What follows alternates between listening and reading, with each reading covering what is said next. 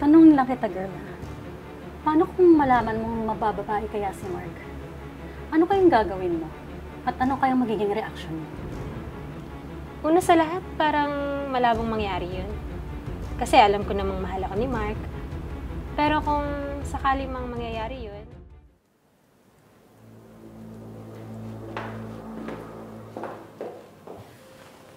Ano na, babe? Kailan mo ba kasi iiwan niya si Erica? Total naman sabi mo, wala ka nang nararamdamang pagmamahal sa kanya. Bakit hindi kasi diretsahin mo na lang siya? Para masabi mo na yung totoo at yung tungkol sa atin. It's a good idea, right?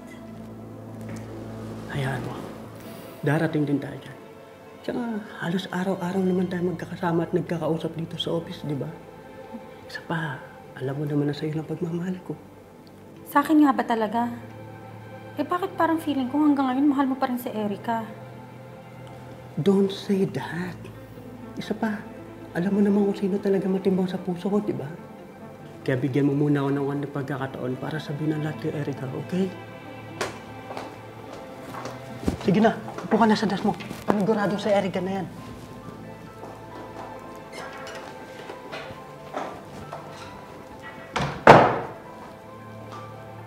sorry guys, natagalan ako sa CR. Medyo sumama yung tiyan ko eh. May nakain yata akong di maganda. Anyway, hinanap ba ka ni boss? Hindi naman, Han. Okay lang yan. Dito naman kami nito just in case na may kailangan si boss sa akin or sa'yo, di ba? Okay, that's good.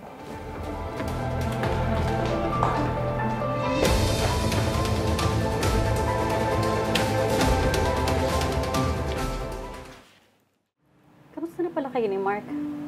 Buti hindi kayo nagkakasawaan. Kasi magkasama na kayo lagi dito sa office. Tapos halos araw-araw pa kayo nakikita. Anong feeling ng katrabaho mo yung boyfriend mo? Hindi naman. Sanay na rin kasi kami. Kaya nakikita mo kapag work lang talaga. Isa pa, we know how to separate our personal life and love life naman. Tanong lang kita, girl. Paano kung malaman mong mabababae kaya si Mark? Ano kayang gagawin mo? At ano kayang magiging reaction mo? Una sa lahat, parang malabong mangyari yun. Kasi alam ko namang mahal ako ni Mark. Pero kung sakali mang mangyayari yun, I will ask him why he did that. Kasi siguro naman may reason kung bakit siya nag-shit, di ba? Eh, paano kung ikaw yung rason? I mean, paano kung natabangan na pala siya sa'yo, kaya siya naghanap ng iba? Yung mga bagay na hindi mo kayang ibigay sa kanya, nahanap niya sa iba. I don't think na may kulang pa sa akin. Kasi bukod sa pag-aalaga at pagmamahal ko kay Mark, siguro naman naibigay ko na lahat ng dapat kong ibigay at iparamdam sa kanya bilang girlfriend niya. Teka nga, maiba nga tayo. Ikaw, bakit hanggang ngayon wala ka pa ring boyfriend? Maganda ka naman at mabait. Ito ang topic dito, no? Kaya huwag mo kong tanongin. Well, I hope na sana mahanap mo na rin yung lalaking para sa'yo. At kapag nangyari yun, I will be the first one na magiging happy for you, sis.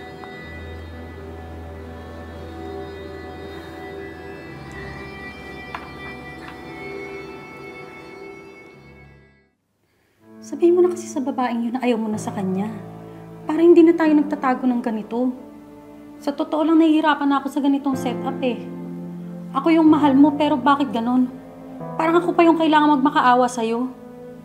Konting text na lang, babe. Sasabihin mo din kay Erica ang totoo.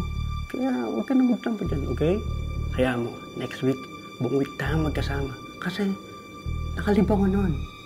Kaya gabi-gabi tayong magkasama at gagawin natin yung alam mo na. Siguraduhin mo lang yung sinasabi mo. Or else, ako talaga kakausap sa babaeng yun. Anong sasabihin mo, Taw? Na sobra kang malandi para ahasin yung boyfriend ko? At dito pa talaga kayo sa opisina gumagawa ng mga kababuyan nyo?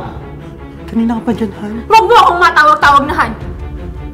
Napakawalang hiya ninyo. Matagal nyo na pala ako niloloko pero wala man lang akong kabuwang-buwang. At ikaw naman malanding desperada sa lalaki. Of all men, boyfriend ko pa talaga yung nagawa mong ahasin? May patanong-tanong ka pa talaga about sa cheating. Yun pala may ginagawa na kayong milago ng walang hiyang lalaking to. Ano ba? Bitawan mo ako, nasasaktan ako! Bitawan mo siya, Erica, at huwag ka mag-iiskandalo dito! Wow! At talagang ipagtatanggol mo yung haliparot na yan?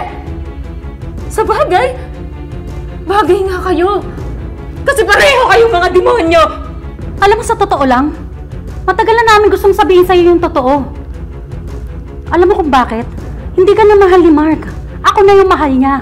Kasi mas kaya kong ibigay sa kanya yung mga bagay na hindi mo kayang ibigay. Tama na yan, please. Tama si Tom. Matagal ko nang gustong sabihin sa'yo ang totoo. Pero iniisip ko yung nararamdaman mo.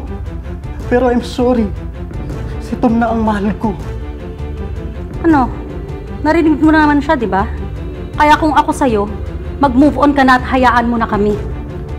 Sige! Magpakasaya kayong dalawa. Pero tatandaan yung may karma. At hintayin yung karmahin kayo mula sa panlulokong ginawa niyo sa akin.